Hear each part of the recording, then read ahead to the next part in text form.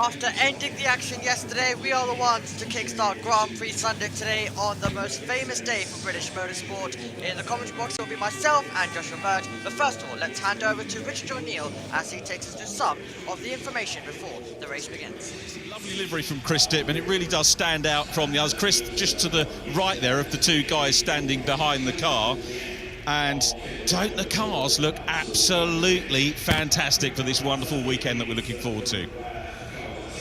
Well, let's have a look at the grid for you. As we mentioned, Fionn McLaughlin starts on pole position. He took third place yesterday, so a good podium from, not a reverse grid, but the second fastest lap. We had Tommy Harfield is P2. Salim Hanna, yesterday's winner, withstood a lot of pressure yesterday from Ethan Jeff Hall.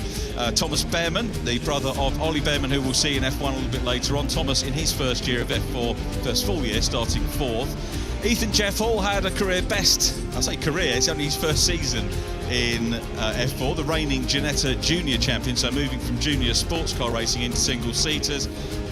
And he took a very good second position yesterday.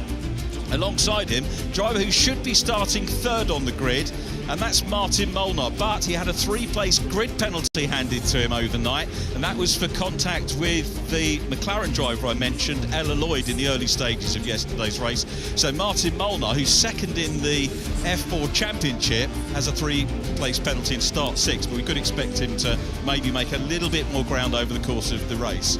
Rowan Campbell-Pilling is next up. He had problems yesterday. We'll come to that a little bit later on. 8th position is Ari Bansal, who is with Fortec. Theo Palmer next up from a newcomer this weekend, Alexander Savikov. Ella Lloyd we've spoken about already, and Jimmy Pazik, who is one of the championship front runners, really off the pace so far this weekend, down in 12th. Then it's Henry Jocelyn 13th for Fortec. August Raber for Argenti 14th on the grid, ahead of Rodin's Adam Alazari and Leo Robinson, multi-race winner from last year. Yu Hao-Fu had a great day yesterday, the Chinese driver, up in 10th place.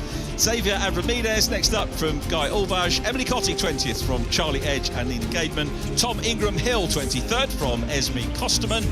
And the grid completed by Ava Dobson and Jabba Al-Sabah. He has a penalty as well of 2 places after contact yesterday with Tom Ingram Hill and Guy Albaj. Grid looking absolutely resplendent here at Silverstone. The crowd's beginning to build, and their treat for the early arrivals here at Silverstone is a full grid of F4. That is just such a magnificent It is indeed. And we're getting all set and ready for the formation lap. And after some brilliant racing yesterday, it is time to hopefully get more of the same today. And JB, well, it's going to be a very interesting race on the evidence of yesterday. So I'm looking forward to seeing how race 2 goes. Yeah, same here. This is going to be a fascinating F4 race, and headed down towards turn number 1. It's a shame there's no live timing, which is the situation with it being a non-championship event. But having witnessed the F4s in action this year at Donington and at Oulton Park, I can tell you that they go hell for leather as well. Tommy Behrman winning the second race of that weekend as well. The first race, however, at the start line, there was a major pile-up due to stallers on the grid. So, as we saw yesterday, their reaction times are not 100% best, and they are prone to dropping it. But let's remember that these guys are teenagers in their first years in single-seater racing, and they're performing at the biggest stage possible for them, the British Grand Prix for Formula 1. It's the first time ever we've had F1, F2, F3 and F4 here. So it is going to be a unique experience, and the fans have made their way in from the campsites. So everybody you see in the grandstands have been camping. And about 400 buses are circulating the UK right now, bringing the rest of the fans in, ready to go for the British Grand Prix later on today. Yeah, and the fans, of course, are really the British Grand Prix. They absolutely make this place what it is. And you have so many different Grand Prix, which for so many different reasons, and it all has its spectacular reasons as to why it's so special. But this one is always going to be the People's Grand Prix, and it's also a great circuit at the same time, which is really great to be able to see. But yeah, nice order, as Richard O'Neill was mentioning earlier on. We've got F4 starting it off, then we head over to F3, then to F2, then a bit of a build-up till we get till the Grand Prix of Formula 1. And it is a really nice day of motor racing, and it's great to be able to see the full ladder out in action as well. But Salim Hanna, the winner yesterday, JB, starting in P3 today, would have been fourth, but due to Molnar's penalty, promoted up to third. A good chance for Salim Hanna to try and take it back, but championship leader Fionn McLaughlin starts on pole. Yeah, McLaughlin can just go. If he's got no distance ahead of him, he can just push off straight away. We saw that at Donington, how strong he can start off. So, I don't know, I'm in the position where we're going to see an unlikely morning. Don't forget, this is the earliest they've ever raced. They never race this early. If they're on a Formula, it's on a British Touring Car package, usually we're racing around about 5 o'clock in the afternoon, 3 o'clock, 2 o'clock. It's the afternoon segment. We've never raced ever in morning conditions across Formula 4. This is the earliest they would ever be racing. We've had qualifying sessions at 9:30, 10ish, and this is what I mean, cold tyres and the 12's gone round. Yep, absolutely. Round we go with Adam Al-Zahari, who spins around and he will try keep it going. He momentarily moves forward. He'll be able to get that one back, but we'll have to, of course, start in the pit lane now due to that one with Adam Al-Zahari. He's trying to take his position back on the grid. So he's absolutely trying his absolute best. The cars are lined up in position, so we have lined up on the grid. The fans look on in the grandstands, and we're about to see the 5 lights go on. Remember, these drivers are used to the 5 lights on and 5 lights off, but we count up with these drivers here at Silverstone as they all line up on the grid. It's going to be another fascinating race. It's going to be a similar race to yesterday, hopefully, in terms of some fantastic racing from start to finish. We've got clouds in the air. We've got rain expected at some point this morning, but will it avoid British F4? Well, it is time to find out as we get ready to conclude this historic weekend for the championship with 3, 4, 5 red lights. And British F4 is racing once again at Silverstone with a mighty launch of the line for Fionn McLaughlin. Staller further back as we make our way down towards the first corner, and it is going to be wheel to wheel into the first turn. Salim Hanna moves up to second position, exactly the start that he wanted. McLaughlin maintains the lead though as he brings it down into the first sector, but he locks up as Hanna tries to fight back. Are they all going to be able to get through? Harfield goes off the road in the background as well, but it looks like they're all making their way through cleanly at the moment, and it is still the lead for the Red Bull Junior. Yeah, I think it was Ingram Hill that got left on the line. It's either that or Charlie Edge. We'll get that when we see as we head down towards Brooklyn. So you can see McLaughlin having to weave out the way because Tommy Harfield is going to try swing around the outside. Remember, they've already had racing here this year at Silverstone, the Grand Prix layout. A lot of lockups, still cold tyres, cold brakes. These are not temperatures designed to be used in Formula 4 this early in the morning, and it's Silverstone. The conditions are cool. As Amy said, there's rain expected. When I came to the commentary box, it was raining, and I'm about an hour away from Silverstone, so that's going to blow in quite quickly as McLaughlin goes defensive and round the outside. Hanna's trying to keep it through. You're not going to make it through there. Round the outside coming into Stowe. Yeah, brilliant battle between Salim Hanna, who's turned third on the grid to second, as we mentioned off the start, and he is immediately going on the attack on McLaughlin. Doesn't want to let him get away with this one. These drivers know how critical the race start is. It was wheel to wheel. I think that was Behrman going for it. Through Maggots and Beckett's there. Who gets ahead? It is Behrman, who's just going to be ahead there. So Thomas Behrman gaining a position. He was going wheel to wheel through that part of the circuit. There we see Alexander Savinkov as well, making his way through and being able to get an overtake. McLaughlin still having to defend as we get up to Stowe Corner. Big opportunity now for Hanna. Our winner yesterday trying to become our winner today, but it's having to think about the bigger picture as he tries to take this one all the way till the end. Does not want to have contact contact, and he of course saw the spin that we had for Ethan Jeffrell yesterday, so he knows that he cannot just completely rush this and risk spinning or making contact. Yeah, Hannah, as I said, the outside line in Stowe is the best opportunity to try and get the traction around the outside. These F4 cars do have a lot more power. You can go side by side as diving through on the inside line now as well. That was battling out hard as well on the inside line between Guy Albrag as well, trying to go through on the inside line, but still the first lap completed, still side by side. You get what Paul O'Neill's on about. These guys are just crazy. Yeah, absolutely. And the touring car paddock knows it well, considering these people are the reasons for why we are delayed sometimes. Ella Lloyd thinking about a move further back. The driver currently in 10th position, so Ella Lloyd trying to gain some positions. Great to see Ella Lloyd high up there and doing quite well as well, considering the season that she's had in British F4. We look back to the battle at the front, and we look back to another chapter of McLaughlin maintaining the lead. So it's McLaughlin, then it is Salim Hanna. Harfield's dropped down. Behrman stayed ahead of Campbell Pilling, who of course spun yesterday, and then we have Ethan Jeffrell running in 6th position. Molnar has dropped a position in 7th, then it's Ari Bansal in 8th, and then we find ourselves with Pizik in 9th, and Ella Lloyd is in 10th, but here comes Salim Hanna once again. We're heading towards Cops Corner. We were here last lap with a similar story, and this time McLaughlin maintaining it, but the clouds are really starting to come in. Yeah, they're going to come in quick here because it's an old airfield. It draws it in. It's like being inside a valley.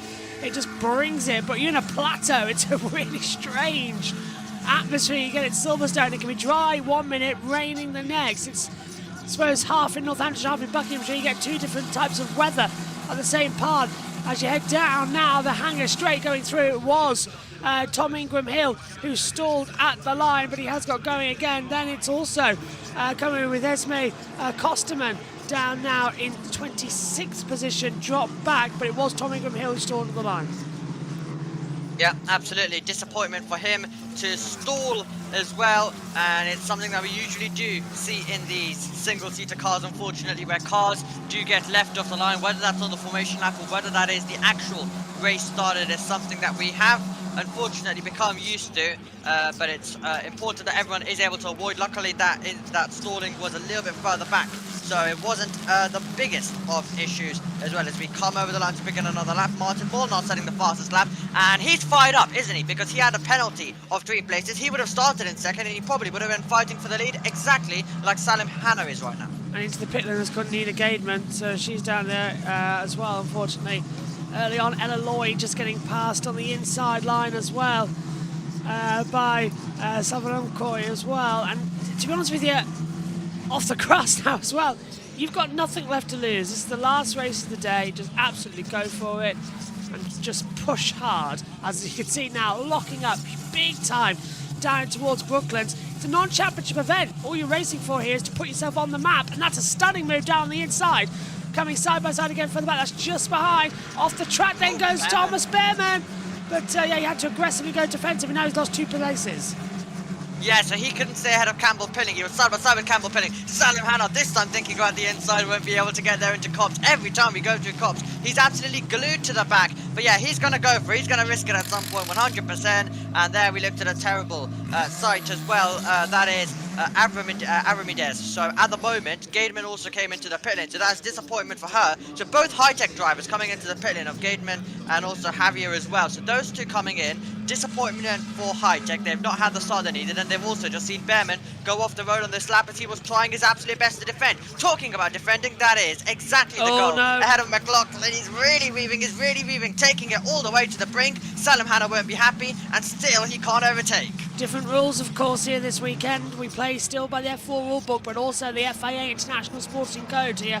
So that's moving more than once to go defensive. So McLaughlin might get a little slap on the wrist from the stewards there. They've got to remember it is a different rulebook this weekend. It's not the usual British F4. It is the FIA Sporting Conduct Code, and that is weaving to cause a collision. So that will be under investigation, I am sure, as now we cut further back as well to take a look at the 46 trying to dive around the outside of Behrman. Yeah, so Behrman really under pressure now after going off on that last lap.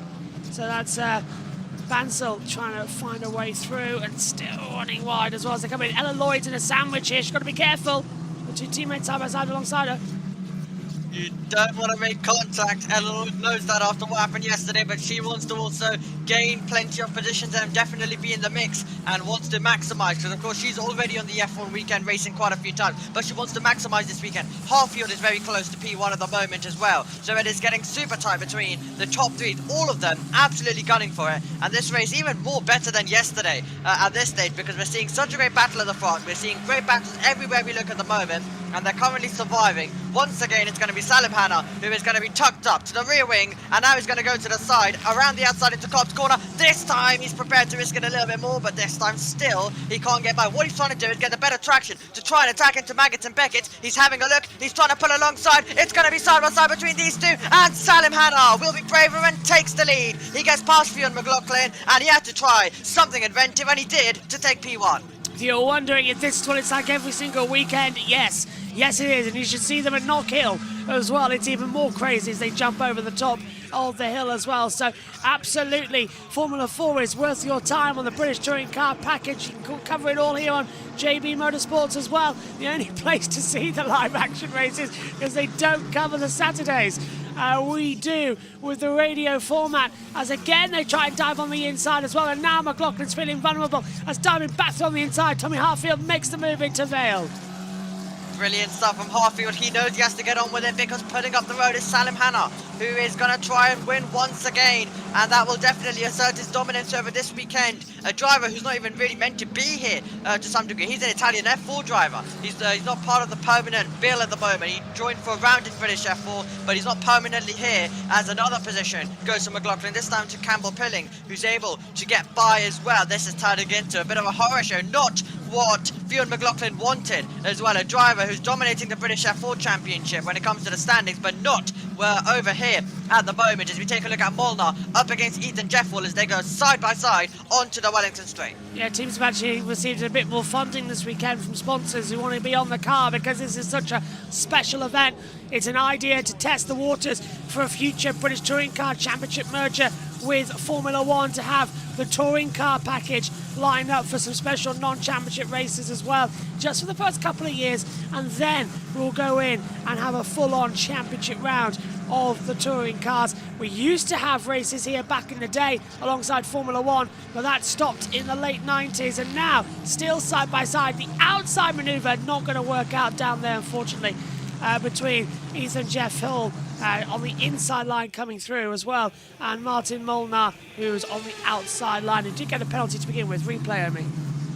Yeah, we're taking a look at a replay, and this is going to be tight stuff. So Adam Azahari, one of our stallers, was just making a move around the outside, and we had contact as round we went there with Esme Kosterman. So disappointment for him as he made contact on the exit, and also he wasn't the only one. Wide we went with Avramidez, and it's not going well at all for High Tech in terms of if you are at the back of the field. So those drivers are definitely not having the time of their life, and also there goes the rear tyre.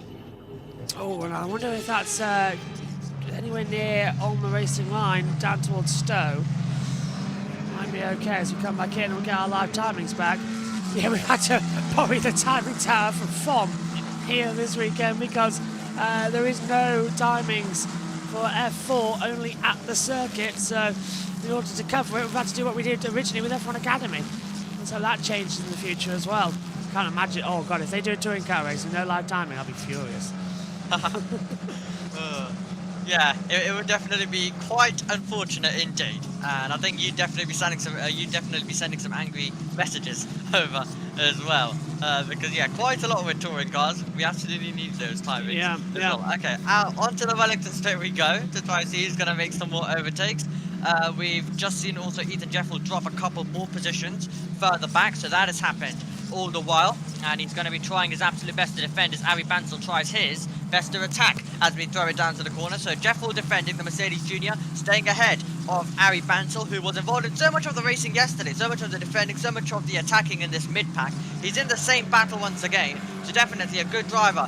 He is showing himself to be when it comes to combat racing. He's been able to keep it clean yesterday, he's been able to keep it clean so far. Let's hope he can do so all the way till the end, as we now go towards Cobb's corner, and he's definitely thinking about it once more, but he's just trying to set this up to try and get closer and closer for an attack down the Hanger Straight. 13 minutes and 20 seconds to go on the clock, so this race going by quite quickly.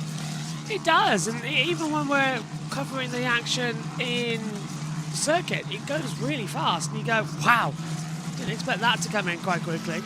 As it's a good championship. It's great racing, and it's a different style that we have here because usually we're on shorter tracks. The longest they run out is Snetterton.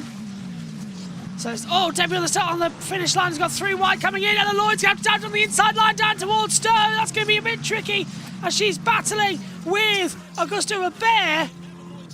And they just get through. A great job from Ella Lloyd to go back through, but now it's 3 wide to the braking zone again to Vale. An absolute mess out there on the circuit as they try and debate this one. So Bansal gets ahead, and then we've got Ella Lloyd all out of shape there as she tries to get the power down. They're all trying to keep their front wings intact, and Ella Lloyd will surely be going off momentarily. She'll try and rejoin. She's basically banging wheels as she does try to get back on the circuit. Savinkov gets the inside line, and Savinkov will hold that position for the moment. But yeah, Ella Lloyd definitely in the mix and has been risking contact so much today, as have all of these drivers as they try to battle. And we've got a huge lockup coming into play as well there, and it's all out of shape for so many drivers. So that's Savinkov who was involved momentarily. Savinkov just staying ahead of Ella Lloyd, and then meanwhile we find ourselves with a situation where August Raber is trying his best to defend, and we've got cars once again which are all over the place, and it's not the only one. Bolnar trying to recover, and he moves up to P4. Yeah, we have 3 wide as well. Guy Oldback got through on the inside line down at the loop into Aintree, so he's moved up 2 places. Molnar now back ahead of McLaughlin as they come through, and Ingram Hill. It looks like his day might be done as they try and repair the rear of the car. But yeah, it always makes everyone confused when we say, there's Tom Ingram in the paddock, and we go, which one? Because it's Tom Ingram and then Tom Ingram Hill. So it's a little bit confusing as right towards the wall, Ella Lloyd pushing Savinkov now, but Savinkov has the inside line and gets to it when they both go off. Yeah, absolutely. Behrman's also got past McLaughlin as well. That's further back, that's further ahead for 5th position. And Savinkov just ahead of Ella Lloyd. These two having an absolutely brilliant battle at the moment as they go through. Maggots and Beckett's, the crowd continuing to come into play. Robinson moves up to 13th as well. The high-tech driver being able to promote himself up. But yeah, it looks like the rain could definitely hit. The higher chance of rain hitting is definitely for the support series of F2 and F3 later on. And then there's a high chance for Formula 1 for the start of the Grand Prix as well. So it's all very interesting. Ava Dobson has gained a position and she's taken 18th as we now do look to Leah Robinson. And he's up against Guy Albag. And you've got plenty of drivers for company as well, including Palmer, who's trying to get by. There's a lockup for Lloyd. It's all a mess once again in this final part of the circuit. On the outside now as well is Theo Palmer. Palmer gets set wide, and yeah, well, I could have told you that was going to happen as well, to come back into it as well. So moving up then, Guy Oldbag into position now, and McLaughlin's into the pits. Well, at least it's not a championship event, but that's going to hurt. High Tech having the day from hell. Yeah, don't know if there was an issue, because I would have expected him to absolutely possibly, on the evidence of practice, he was like well clear, and then he took pole as well by a very great margin. It really looked like it was going to be competitive, but possibly a car issue today denied him, because he was also in the mix yesterday. He was very tight, so that's disappointment for him. Meanwhile, we go back to this battle as Raber now tries to get up the inside of Ella Lloyd. Lloyd tries to keep her foot in, and she will do so. So Lloyd stays ahead. Raber will try and get the cut back and try get the power down. Loads of these drivers definitely will be trying to get into the GB3 category next year. Usually a part where we do see a lot of British F1 drivers go. Some may even go to Frecker. That's getting really tight further ahead as James Pizik is battling up against Savinkov into Cobb's corner, and they were squeezing each other right to the old pit wall, and they were really going for it, but they've managed to make it work. Pizik stays ahead, and now we're going to be able to see Savinkov have to now try stay close to these Maggots and Beckett's complex and then attack down the hangar straight as we take a look at a replay of some contact. And that's the 27 going around of Charlie Edge as well getting taken, and that's why they've dropped down into 27, and Albanza as well. Well, that was just daft on the inside line. I mean, that really was a daft manoeuvre. We've got 3 wide coming through on the inside line again as Joe Syke trying to go back through on the inside, but it's the outside that's been swapped back around now as well. And Ella Lloyd still now trying to make her way up the field. Yeah, we learned yesterday these drivers have no fear as well. The only ones to be able to go through Cops and also Maggots and Beckett's and completely risk it, and no one giving an inch as well. And it's been great to see their bravery across this weekend. and it's going to be quite interesting to see how the final 8 minutes will go. And Ella Lloyd now wants to move into Abbey Corner as we go down the Hamilton Straight. She's going to keep her foot in. It's going to get very close on the apex, but she is going to be able to take the position. And Ella Lloyd is going to get past James Pizik. And now you're going to get more drivers coming in for company as Leah Robinson dives down the inside. And that is a terrible couple of corners for James Pizik. I'm telling you right now, half these drivers could probably beat the F1 lot on the grid. They are so fast and aggressive, and they have no fear. As McLaughlin watching on, yeah, he's now out of the race. I was just trying to listen in because we heard a little bit about what was going on. Goes over to the pit wall at High Tech to keep an eye on things, but yeah, the team's completely out of their own reach. This is not their usual setup. They are very much unusual way to go around. They're in the same paddock though, Omi. I'd like to point that out. They're in the same paddock they're usually in on the National Straight. So they're not too dissimilar to what we have on a touring car weekend, or even a weekend of the British Endurance Championship.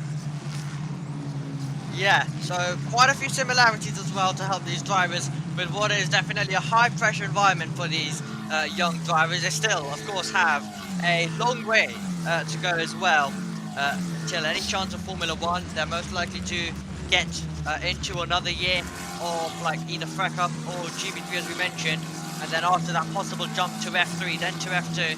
Hopefully they end up in Formula 1 they'll be hoping for as we make our way down the Hangar Straight once again. 3.1 seconds separating Salim Hanna and Tommy Harfield, who's having a decent race today, but he would have wanted the challenge in the front. But Salim Hanna's pace is proving to be a little bit too much as we see some more overtakes come into play, and that's Rabo who's able to get past Pizik. So Pizik now really beginning to drop down, so he's also having that struggle near the end of this race. They're all trying to keep their tyres intact all the way till the end, and while they do that they all try and continue battling. Behrman's trying to overtake Molnar, that's for fourth. Just some great fights still going on with 6 minutes to go. Some great fights, this is what we like to see as well. And just as another tip point as well coming in, these F4 cars are really tiny, so that's why we're seeing the side-by-side manoeuvres going on. They are less than the height of my desk that's in front of me in the commentary box. They are so low down to the ground, it's unbelievable. If you sat on the ground, that's literally the height of a Formula 4 car to your shoulders. It is insane how tiny they are. They're smaller than Formula 1, they're smaller than Formula 3, Formula 2. They are incredibly small. I could not believe it. And also, when they roll through the paddock, they have the engines firing. So you're here, and you look around to see them. You can't see them, you have to look down. It's like, oh, there they are. Several times I could hear the engines coming behind me in the paddock. I was like, where are they? Oh, God. Well, yeah, I remember them driving past me as well. They were absolutely tiny. Like, they're so little. Like, I had the drivers literally just drive straight past me there. And then they're so tiny. But yeah, I actually saw quite a bit of these drivers when it came to the paddock. The high-tech boys, well, they were just playing football in front of me, just kicking around the ball, and then I had to literally help them as well, get the ball when they kicked it out somewhere. So, yeah, quite a lot of fun with those drivers. That is, of course, well, Gateman wasn't there. It was Arabides, McLaughlin, Robinson, and Behrman. All of those drivers were there. So, yeah, quite a lot of fun with these drivers across the board. A great paddock to be in. But these cars are so tiny. It's ridiculous when you literally stand in front of them. He went to Media Day, of course, earlier on in the year. Yeah. At Brands, the same day that we were at Media Day for touring cars. Yeah, it was a bit of a mess. Don't know how that happened. It was a bit of a bizarre one as well, but yeah, that's how it works out. I know quite a lot of the touring car guys were really angry about it because they have, and time penalty has come up for Henry Jocelyn as well. Track limits. Yeah, that's another thing here. Don't get that in British touring cars. Track limits penalties for 5-second time penalties. You don't get those. You get warning, and then a drive-through. So again, playing by a different rule book here. But yeah, what was I saying? Yeah, they were angry because half their support drivers also race in F4, so the teams are split between the two. As Behrman's trying to go on the inside line down the back straight to Molnar. Yep, Thomas Behrman feeling brave. He's been trying to get this move for a while. He's going to have the inside line by the time we get down to Liffield. And we're going to see Behrman in the high-tech. Try move up. Molnar won't be able to fight it at this stage. He'll try stick with him and try and fight back later on in the lap. But we have 3 minutes and 30 seconds to go. And now Behrman moving up to P4, having a decent race. Just like yesterday, he would have definitely wanted to try contend at the front. But his grid spots haven't helped too much with that, as Ella Lloyd loses a position to Robinson, who moves up. So Lloyd moves up as well, as Behrman still battling in for chasing Campbell Pilling for third place. Gap 2.909. How wonderful it would be if Thomas can get a podium here this weekend and then go to his brother and go, ah. That would definitely be funny as well. Behrman starting all the way in 18th today after his penalty, of course, later on in the Grand Prix, as we review how Thomas Behrman made the move and took fourth position. And there is his dad, very happy of that one. Did you see the video of Ollie Behrman? Yeah, and his dad also watching. It was great to see the support, and Behrman completely up there. And also, earlier on in the weekend, when Thomas Behrman appeared on Sky, he was also taking a video of that. He's such a supportive brother as well, and I'm waiting for the weekend where there's no F1 and there's F4 at touring cars, and Ollie just turns up to a touring car then.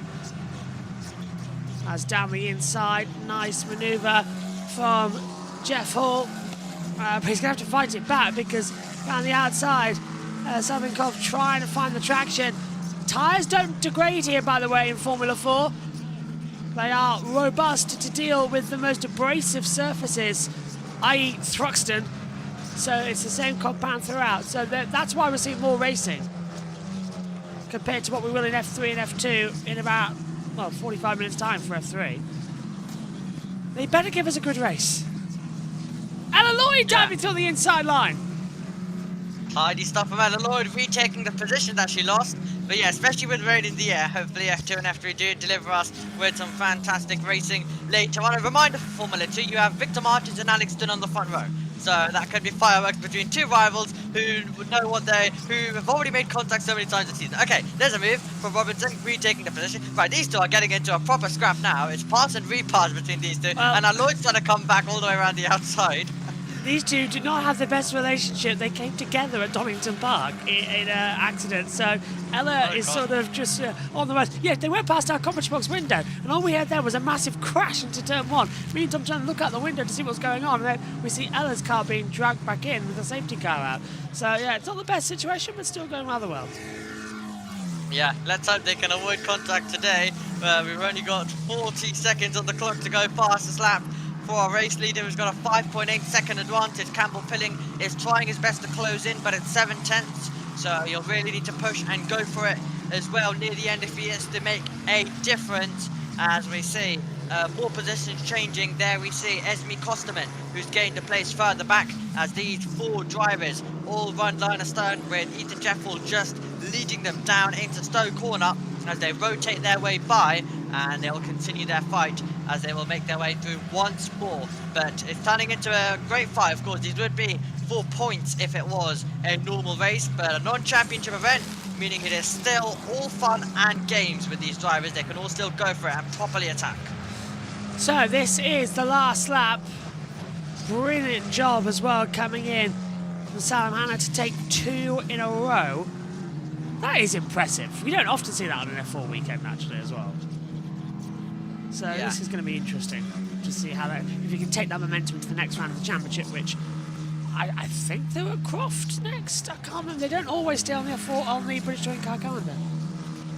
Yeah, I don't even know whether Salam Hanna is permanent though as well, because as I mentioned, he's an Italian F4 driver. He was only there for 1 round, and he won in that 1 round. He's only here for 1 round here, and he's won in both of the races. So yeah, unsure what he's doing with that, but yeah, it's great to watch him in Italian F1 and see what he's able to do. Their next round is actually at Zandvoort for their only away one. So we've got Donington for the opener that we were at. Then they went to Silverstone again with the 24 hours. Snetterton, Thruxton, Alton, Zandvoort, Knockhill, Donington again on the Grand Prix layout, Silverstone, and then it all rounds out at Brands. So they're actually back to Silverstone later on in the year, but on the national circuit. So they raised it 3 times here this year.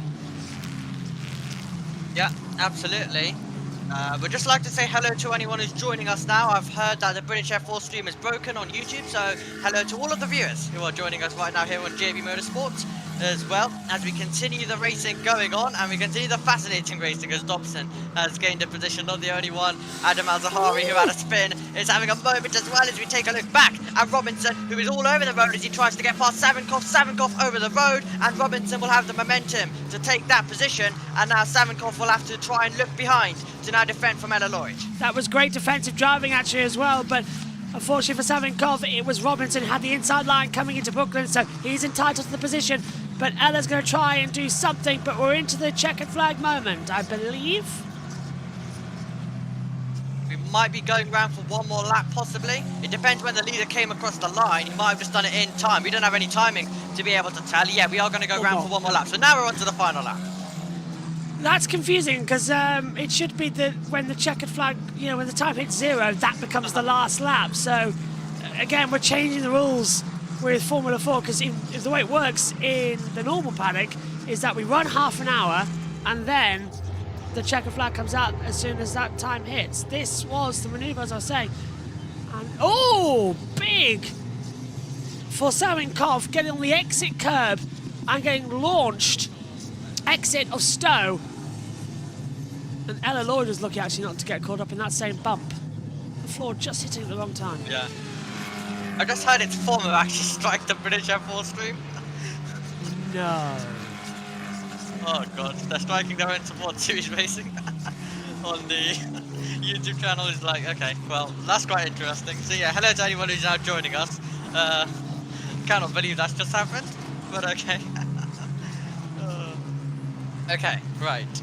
Now, these drivers have put on a show, and they're making it, and they're making their way through all the way to the end of this lap, and it's going to be a brilliant victory for Salim Hanna at the front of the field as they try and navigate their way through, and they are pushing on all the way till the end. But there's our race leader, if you are synced up with us. A brilliant performance, a brilliantly judged performance from Salim Hanna, bringing it all the way till the end as Harfield still tries to defend from Campbell Pilling, but it is going to be race victory once again for Salim Hanna. He showed us how to do it from pole position yesterday. He's going to show us how to do it from P3 today as he brings it into the final few corners. It will be another victory here on this historic weekend for British F4. Salim Hanna comes out of the final corner and comes across the line to win once again at Silverstone for Virtuosi. Harfield will be in second, and it will be Campbell Pilling who takes third. Behrman gets fourth, and it's Molnar who's in 5th place. What a brilliant race all the way till the end, which it's still not done because Lloyd wants to get past Savinkov, who wants to get past Ethan Jeffel, but that'll be the order that they will finish in across the line. What a fascinating British F4